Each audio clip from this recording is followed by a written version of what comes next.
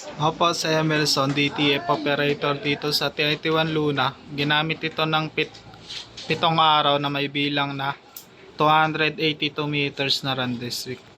Ito naman po ang aking printed head area. Ang uling palit ng color noong July last year. Yung white nitong January 3 lang. Same lang nung month na napalitan yung mga damper last year. Head clean.